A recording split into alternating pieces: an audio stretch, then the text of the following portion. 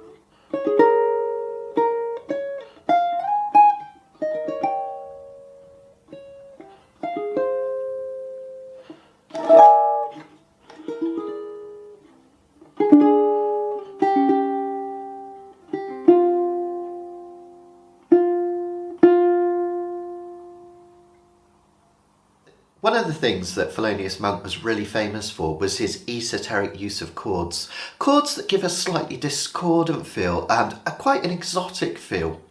He used them almost in a sense of coloration rather than your standard structural movement. What do I mean by coloration?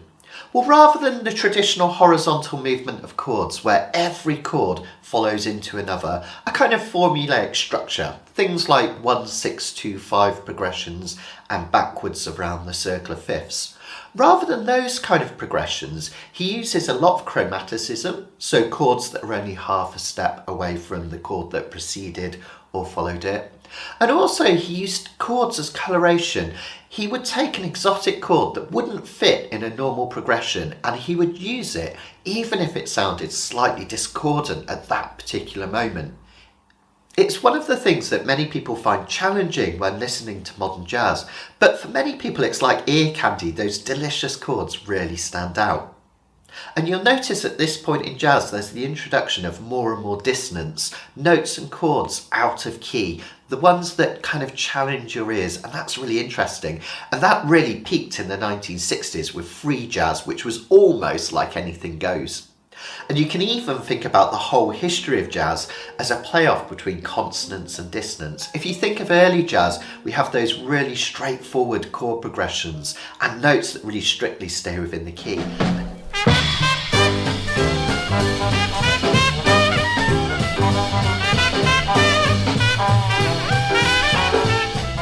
And then that gradually becomes more and more dissonant over time with more sophisticated Broadway jazz.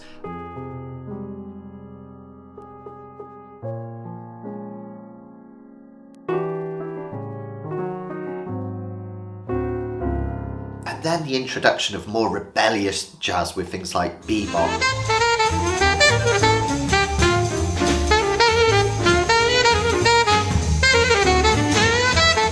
Modern jazz, and then free jazz later on.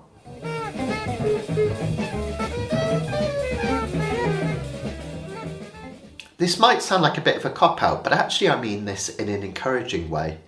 Try not to get too bogged down in the harmonic structure in some of these bebop and hard bop pieces because it's so complex. Really, you almost need a degree in musicology to understand some of this stuff. And there are entire university courses dedicated to the understanding of these progressions. But at the same time, don't be intimidated by them. Remember that even the most sophisticated, hard-sounding jazz chord will only be 4 notes at most on our ukulele. We've got 4 strings, so we can only have 4 notes. So how hard can they be, right? I'll make them as simple and easy as possible for you. And I've kept this piece relatively sparse because the whole feel of this has that kind of chilled out midnight vibe, right? So we want to keep that going. So it's a relatively sparse arrangement. In terms of technique, we're mostly going to play everything with our thumb today. So melody notes and chords, with some exceptions where I want to add an almost like 3-dimensional feel to the piece at certain moments where we will go to nail strums rather than thumb strums to add some dynamism. To get that nice warmth from the tone, it's really important that we do certain things physically to make these chords really ring out. Notice that my thumb is held relatively straight, and this is really key. I don't bend it like this, which would create quite a harsh, kind of quite a tinny harsh sound and is quite hard to control. It's actually straightened out. I'm also going to strum most of these chords using the middle part of my thumbnail. Now don't panic if you don't have a thumbnail, you can use the middle part of the pad of your thumb, that'll be absolutely fine as well. The important thing is not to use the side of the thumb because you're likely to catch a nail and you get really twangy notes and you'll get caught up in the strings. So if I rotate this way, notice that I'm going to move my hand up so that I have that nice arch on my arm and my thumb is straight and the middle part of my thumb is going to strum down. Also notice that when I strum chords, such as the first one, that I'm dragging my whole arm down from the elbow and I'm strumming roughly where the body of the ukulele meets the neck, like so. This song is in the key of F minor. You can tell that by looking at the treble clef. We've got those 4 flats. There are 4 flats in the key of F minor. So the 1 chord, the chord that starts us off in the song, is the 1 chord, an F minor. And what we do is we take that D minor shape and we just move it up the fretboard. So D minor, D sharp minor, E minor, F minor. Now the first melody note that we want to play is this A flat note, the 4th fret of the E string. So when we play that F minor, we're going to drag our thumb over the top 3 strings physically, G, C and E, just like I showed you a moment ago. And then we're going to dig in. Make sure you don't play the A string, but rest your thumb on it after you've played the chord. That way we hear an F minor chord with that lovely A flat note really standing out like so. Fantastic. Where we have a quick series of melody notes, such as the semiquavers that follow that chord, rather than having to move that elbow up and down, which is going to be too much work, we're just going to make the movement using our thumb. But we're still going to use the middle part of that thumb to pick downwards. So after we've strummed that first chord using movement from the elbow, we can use our thumb movement to quickly play these notes, and then finish with another downward motion on the next chord. Notice the cool thing about playing the melody notes up here in this part of the fretboard, it means that we can mostly keep this chord shape down.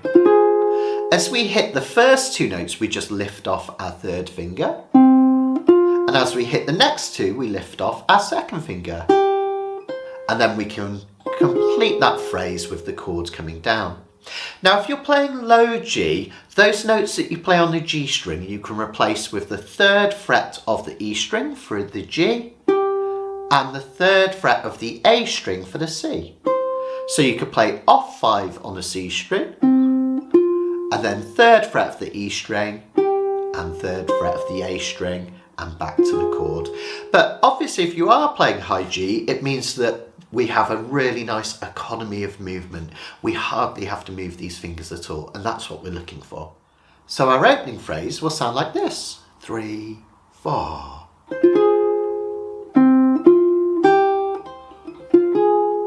Then as I go into the next phrase, I can come out of that chord and hit the open C. I'm going to bar the first fret for this next chord because it makes the next following bit easier. I'm going to strum down with my thumb over the top 3 strings physically, and then I'm going to pick the E string for the F note that follows. We're not going to sweat the theory too much, but basically this opening section is a 1, 6, 4, 5, where the 5 chord, which would normally be a C7, has been swapped out for a diminished chord, which is only 1 note different. Now, as I say, we're not going to sweat the theory too much, but let's have a look at these next 2 chords. Now, I like to play these almost as like a call and response part, and that's what Thelonious Monk does when he plays it in his version. So when we hit these next 2 chords, the B flat minor 9 and the E diminished 7th, we're actually going to strum using our nails, what we call a nail brush. We're actually going to pass all 3 or 4 of our nails. I don't have a nail on my forefinger because of the way I sometimes anchor it on the soundboard. But we're going to pass all of those nails lightly over the strings, and we're going to make the strum really, really light. The reason I got you to play the preceding chord using a bar on the first fret is what we can do is keep that bar down and then take your third finger and put it on the 3rd fret of the G string, and your little finger, your pinky, on the 3rd fret of the A string, and then just very lightly with your nails strum down. And then we can go to this simple diminished 7th chord, 0, 1, 0, 1. And notice by using my nails, I get quite a brittle, light sounding chord. And that is like a call and response to the first phrase. Have a listen to this.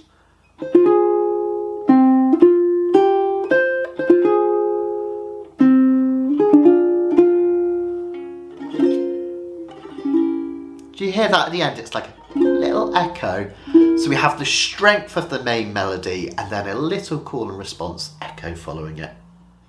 That B flat minor 9 is particularly tricky, and this is a really important point, and you can use this for the whole of the rest of the song and many other arrangements as well.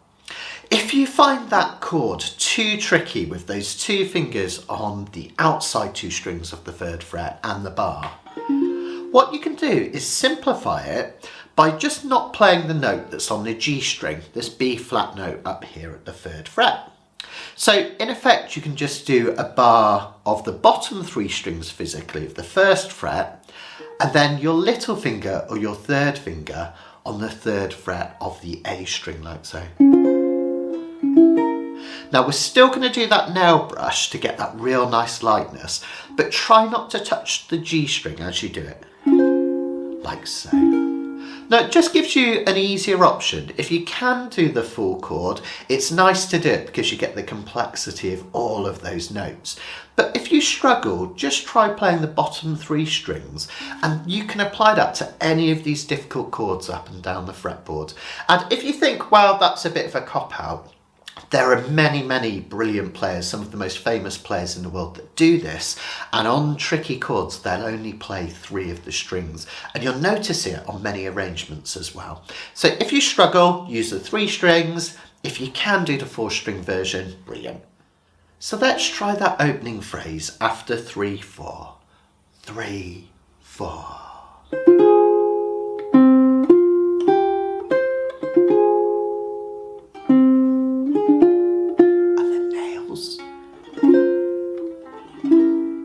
That's brilliant. Remember with all this, if that's super tricky at the moment, just go at your own pace. You don't have to play at that tempo for now, and then gradually increase the tempo as you get that confidence. So for that D half diminished, the D minor 7 flat 5, we're going to play it like so, with our index finger barring the 1st fret, 2nd finger on the 2nd fret of the C string. We're going to drag down. Then for the next part, we're going to use our thumb to pick out the melody notes, remember? Then we're going to use our little finger to reach up to the 4th fret of the E string. Keep the rest of your shape down and just drag down the top 3 strings with your thumb, like so. Then we're going to move that 3rd finger down to the 3rd fret of the A string for this C note. Okay. So therefore we're staying in this bar shape for the first few notes, like so. Then we can come out of that chord to hit this 6th fret up here for this E flat note. Now that's too tricky to stay in the chord and reach up. It would be just about doable, but because we're changing chords, we're going to hit that note with our little finger, 6th fret of the A string. Then what I want you to do is just take that little finger back a fret to the 5th fret.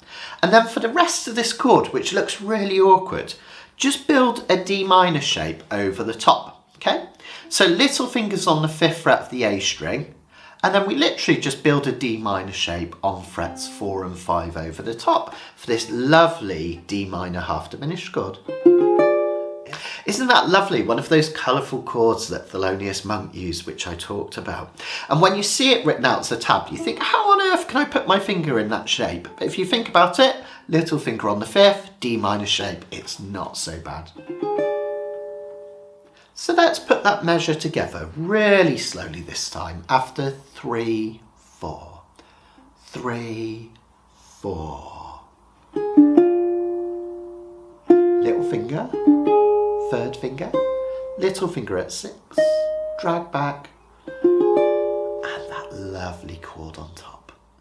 Now this next phrase, which starts with the note at the end of measure 3, this F note, 5th fret of the C string, it's part of the melody, round midnights, midnights.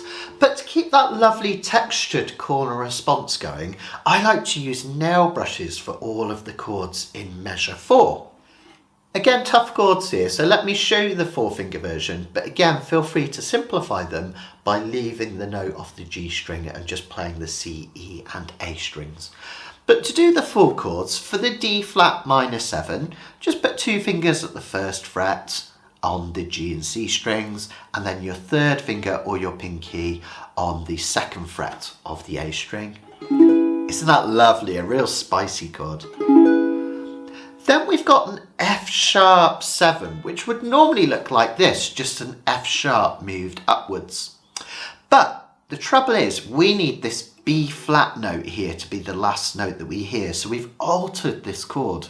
So we put our 1st finger down here. Then we put our 2nd finger on the 2nd fret of the E string. Our 3rd finger goes up on the G string at the 3rd fret. And then our 4th finger comes down here on the 4th fret of the C string, like so.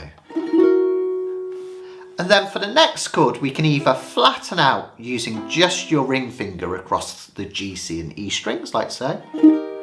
Or you can use 3 fingers, like so. And then finally, just a bog standard F7, an easier chord at the end. And remember all of those with nail brushes, so we get this nice lightness, like so. Again, again, don't sweat the theory too much, but if you look at measure number 5, if you think of that B flat chord as the 1 chord, the chords on measure 4 are basically a 2, 5, 1 into that B flat, with the first 2 chords in that measure being half a step up. So it's a little bit of chromatic movement. Again, don't worry too much about the chords, just really appreciate how beautiful they sound. For that B flat minor 7 chord on measure 5, what we're going to do is we're going to bar the whole of the 6th fret, and then we're going to reach up with our 3rd finger to the 8th fret of the C string. So we drag our thumb down for the chord, our finger's in the right place for the 6th fret of the E string.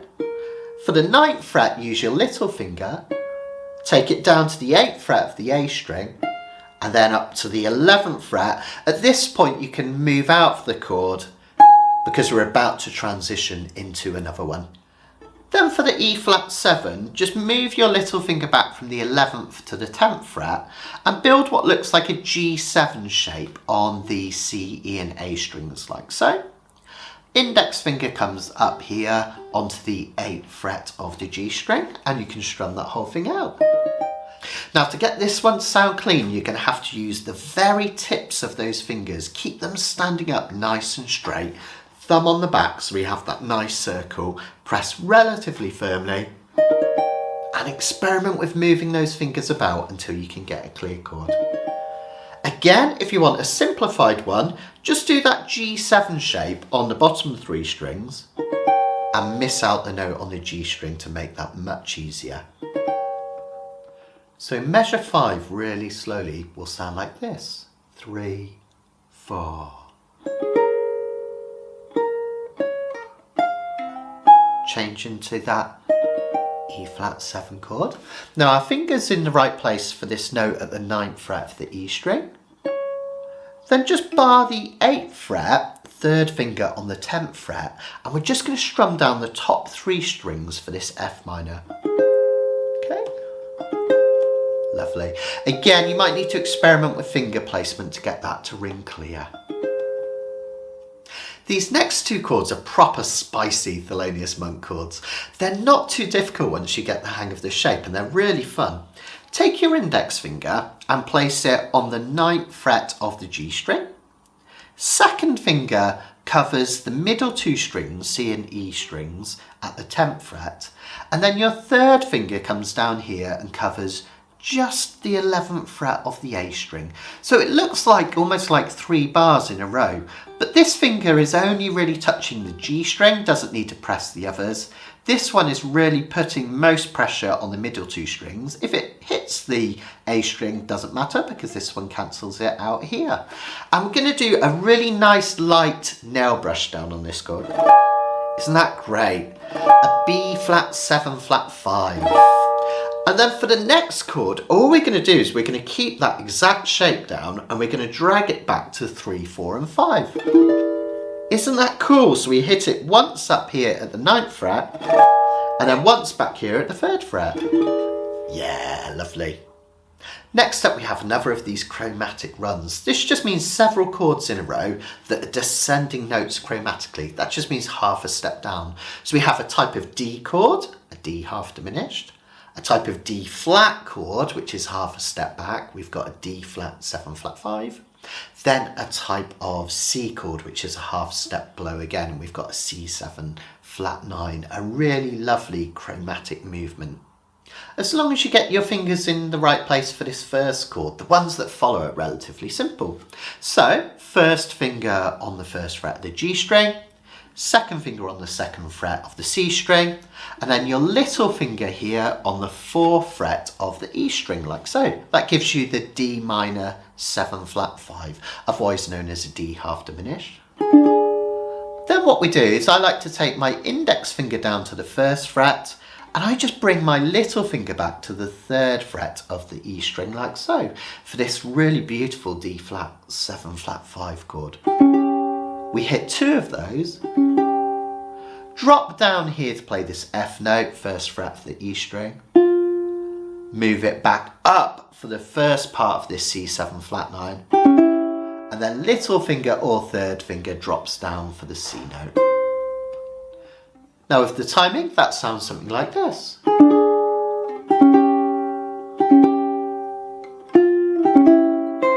Notice on that last chord that I allow the chord to ring out as I hit the C note. Again, it creates a nice kind of spicy discordant sounding chord. So if we put that together, 2, 3.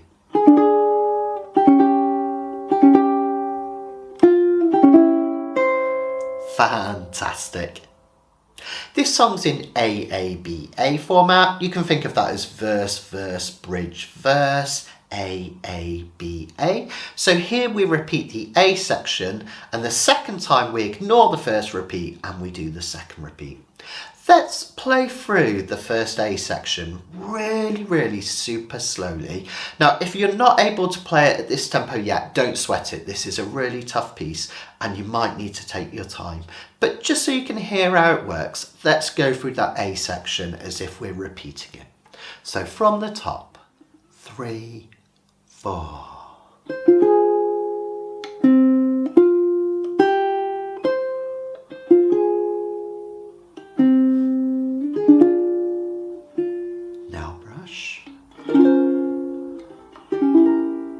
Bar that first fret. Up to 6. Now brush these next 4. Take your time.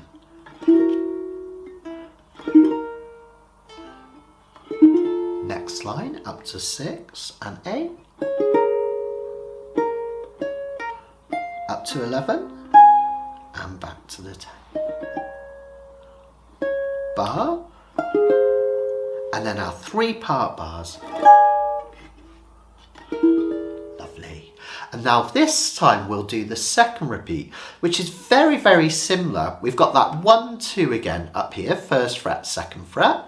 Then our little finger on the 4th fret for the E string. Now this time we move a little bit more quickly into the D flat, 7 flat 5 like so. So straight away. Then we go to this unusual 001 C7 sus4 chord. Now at the next chord, this is really interesting. We have an F6 chord, but I'm just playing it as a single note like so. Now this is really interesting. Sometimes players will play that as an F minor. That will sound like this if I put the whole of that repeat together.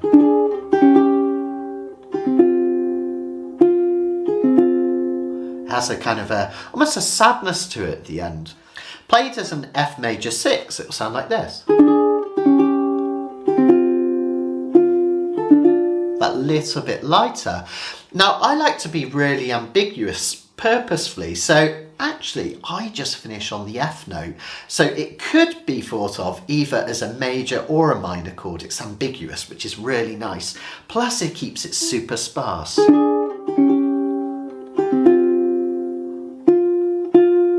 Isn't that lovely? I really like that. Quite unusual, but really pretty. Then we go to the B section, and you may be pleased to know that the chords in this one are a little bit simpler, and I'm keeping them nice and sparse for that laid back kind of moody feel to the piece, which is lovely. Notice we've got these chromatic movements again. We're going from a type of D chord to a type of D flat chord to a type of C chord. So that's going backwards chromatically from D to D flat to C, a really common thing to do in Thelonious Monk's music. Once you get your fingers in the right place for the first chord, the rest follows on really neatly and simply. So we have another of those D minor 7 flat 5s. So 1st fret for the G string, 2nd fret for the C string, little finger over here on the 4th fret of the E string, and just strum the top 3 strings physically. Then just replace that little finger with your 3rd finger on the 3rd fret of the E string. Allow that G note to ring out, and then we can take everything off and head back for this F note here. Okay, so like so. Then we go up to this lovely C7 flat 5 chord, just 5-4-0 for this one, really simple. You can either use your first 2 fingers or your second 2 fingers for this one, and we strum the top 3 strings, take away your 2nd finger or whichever finger is on the C string, and just strum the top 3. Isn't that lovely? So if I put those 2 measures together,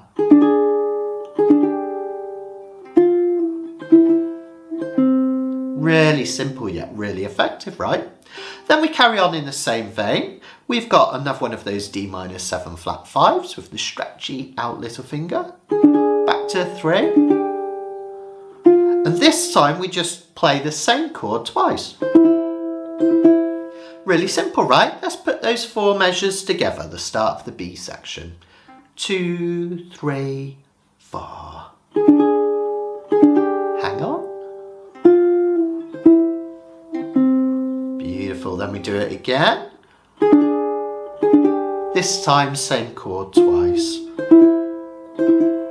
Fantastic. Then we go to a lovely, beautiful series of chords, starting with a B flat minor 7. Just bar the whole of the 1st fret, little finger on the 4th fret of the A string. I like to then take my little finger back to the C note, 3rd fret of the A string, and just put these 2 fingers down here for this G minor 7 with the high C added. Then just simply resolve that to a C7 in the corner. Okay, now we have 2 beats on the 1st chord. 1, 2, 3, 4. Okay, nice and simple. So measure 15, 3, 4. Yeah, good. Then we've got another D minor 7 flat 5. You'll be an expert on these by the end of this song. 1, 2, 4 again, little finger on the 4th fret of the E string. And then you can leave your 2nd finger where it is and just use your 3rd finger for this G note here, creating this unusual partial G7 chord, 0, 2, 3. Okay. So notice we pivot on that 2nd finger. Nice. Then we have a massive harmonic leap. We're leaping right up the fretboard, or in Monk's case, up the keyboard. And we have an E flat 9 followed by a D flat 9. Now again, these chords seem really tricky when you look at them on the tablature, but if you do them bit by bit, they're not too bad. Let me show you. So the E flat 9, what I want you to do is take a normal G7 shape, move it up to the top 3 strings. So instead of here, we're going to play it here. Then take that shape all the way up to 9 and 10. Okay, up here, look for your dots, 9 and 10. So we've got a G7 shape on the top 3 strings of 9 and 10. Well, all you need to do to finish that chord off is squeeze your little finger on the 10th fret of the A string. Okay, looks really intimidating, and when you see it like that, it looks really, really tricky. But if you think just G7 shape moved up, and then we add our little finger, it's not so bad. Again, get right up on those fingertips to try and get as much clarity in that chord as possible. If you're playing this on a soprano or a concert and you're running out of room, try the 3-finger version. So ignore the note on the G string and we can just use 3 fingers like so. Likewise, the D flat 9, if we think about shapes, it's not so bad again. What we're going to do this time, instead of a G7 shape, we're going to take a normal G shape, G major shape. We're going to play that on the top 3 strings, so G, C and E strings, and we're going to take that up to frets 4 and 5 like so. So a normal G shape, moved up to the top 3 strings and moved up to frets 4 and 5. Then this time, our pinky, our little finger, is going to come down here on the 6th fret like so. You can also do this by barring the 4th fret, 2nd finger on the 5th fret C string and 3rd finger on the 6th fret of the A string. But I love the fact that you can just think of it as a shape moved up and then we just pop our pinky down. So again, 2 really tricky chords, but if you think of them as shapes first and then get those in first, you'll be able to play them really nicely. And each one is 2 beats or half a measure, so you have plenty of time on those 2 chords. Measure 18 is basically a repeat of measure 15. We have this lovely B flat minor 7th chord with this little finger down here on the 4th fret of the A string. Pull it back into the minor shape. And then this time, just keep your little finger where it is. And we hit this C chord at the end. So 1, 2, 3, 4, Fantastic. Now that's the whole of the B section done. Let's try putting that together really slowly. Again, I count 3, 4, but if you're not ready to play it yet, just have a listen so you can hear how it goes. If you feel up to it, have a play along with me. So I'm going to go from the double bar lines. This is measure 11. 3, 4. Hold it. Up to 4 and 5. Same again this time. The same chord up at 4 and 5 twice. Measure 15, bar that first fret and stretch. Pull back into that first chord again. Good. Then think G7 shape, little finger added. Pull back to 4 and 5 and 6. And we repeat again that B flat minor 7. And a C at the end. Yeah, fantastic. Well done, guys. Loads to think about again. So really take your time with that. Think about chord shapes and positioning. And if you really struggle with those tougher chords, just play the C, E and A strings. Ignore the notes on the G string just to simplify it and make it a little bit easier. So that's basically it. That's the whole song, because then we just repeat the A section all over again. Notice right at the end of the song, I've kept it ambiguous again. We've got a single F note, and I really love that. How sparse is that? We finished with just a single note. I think it sounds really great. And of course it keeps that ambiguity. Is it an F major chord or an F minor chord? Of course, what you could do is experiment with both. Because we want this F note to really ring out when we finish playing the last chord, if you're doing an F minor version, you don't need to worry about putting your little finger here on this C note. We just play 1, 0, 1 like so. If you want to try playing an F6 chord, that would normally look like this, like a D minor with this little finger added here. It's the same shape as a D minor 7. Same thing, because we want that F note to ring out, we can do away with this finger and just strum the top 3 like so. It has a more upbeat nature, doesn't it? Of course, you could go for a normal F major at the end, 2, 0, 1.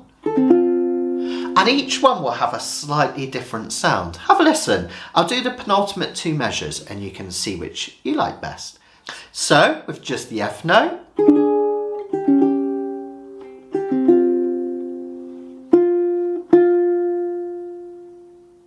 Now, with an F minor chord.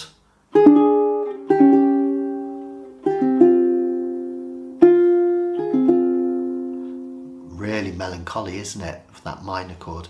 Let's try it with an F6.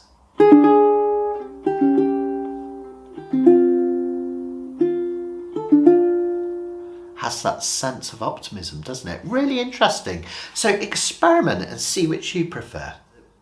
The other thing to notice is that we have a rich, short for ritandando. That means we're going to slow down on the penultimate measure. I also like to soften up as well to have a sort of decrescendo in this penultimate measure. So it would normally sound like this played without the rit.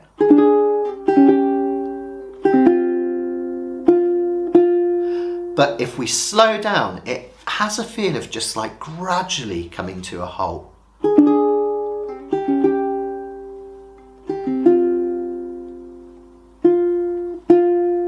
Isn't that lovely? It really works with that moodiness. So have a little experiment with that, slowing down gradually as you go through that measure. And finally, that wiggly line right at the end on that F note, that's just a vibrato. Vibrato is where we just wiggle that finger, which creates a slight warble in the note. Singers often do it, don't they? Creates a nice warble, and it also sustains the note slightly. For a nice vibrato, take your thumb off the back of the ukulele. Imagine this finger here in the middle of the fret has grown roots into the fretboard. And what we're going to do is we're going to wiggle your whole arm, but imagine your first finger is glued in place. So your finger isn't sliding backwards and forwards, it's staying in the same place, but the wobble comes from your hand and your arm. There. And we get that nice bit of sustain and vibrato at the end. So that will sound something like this.